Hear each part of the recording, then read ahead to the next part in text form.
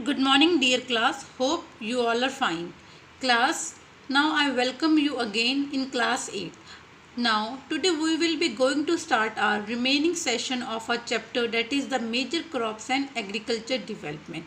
Earlier, we had already discussed that introduction part about agriculture, what are the major crops, what are the various food crops. So now let's discuss with our remaining session of this chapter. So let's start. Now our next one is the what are the various type of beverage crops. So there are two types of beverage crops are tea and coffee. So let's discuss one by one about these beverage crops. So our first one is the coffee. So coffee is the another important beverage crop that is grown in plantation in the tropical highland. So it is obtained from the beans of the plant which are fermented, dried, roasted and then ground to produce the coffee powder. So coffee requires a warm and wet climate as well as the loamy soil. If we can talk about the more about coffee, hill slopes are more suitable for the growth of crop of the coffee. So this is our second beverage crops that is called the tea. Class, there are so many divanas of the tea. So tea is the very beverage crop grown on the plantation. This requires cool climate as well as the distributed high rainfall throughout the year. So it also needs a loamy soil. If we can talk about more about tea, here it requires a manual large number labors which is required to pick the leaves and put all the leaves in the basket. So tea is also the most important beverage all over the world. It is grown as a plantation crop in the tropical region. It is obtained from the leaves of a tree plant which is also used for the drinking of the various type and varieties of the tea. Dear class, after finishing of the various types of the crops, now let's move towards the agriculture development. Now I had already told you agriculture sector is related with the primary sector where occupations are humans. From the time to time they have started their life. As if we can talk about the early time period, mostly our population is depends upon the agriculture sector. So increase agriculture production, we have to require more increasing area under cultivation. Increasing the number of crops grown in a year.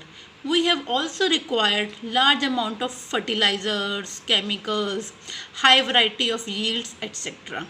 We also required more and use of machinery in the cultivation. So, in some countries such as India, the government has contributed to agriculture development by introducing a number of the government policies. Government also provides the credit facilities to the small farmers. So, the small farmers can also fulfill their basic needs. So, all these efforts have been born as a result, and today the rate of increase of world food production is more than the rate of our population growth. So due to our government facilities and government policies, our farmers are also able to fulfill their basic needs by taking credit from the various type from money lenders. So now let's discuss about a farm in India and farm in USA. So let's first discuss about the farm in India. Here a large area have been bought under irrigation. Here use of fertilizers, pesticides, chemicals has been increasing day by day. Large area also bought under the high yield variety of seeds that is called a grain revolution. Although in our Indian country is also called a modern country by using the various type of new methods and the various modern farming methods. A major part of agriculture is totally depends only on the monsoon rainy season. If we can talk about the food crops, they are the major part of the production. We also requires various mode of transports that can transfer the goods from industry to the various type of markets. In the market, our main motive is to satisfy the needs of the ultimate customers. So now let's move towards our next one, a farm in USA. So a farmer in the USA works like a businessman and not like a peasant farmers. Here the average size of farm is much larger. If we can talk about the hectares, it can include about 250 hectares. Here adequate measures and policies are taken to control the damage of the crops.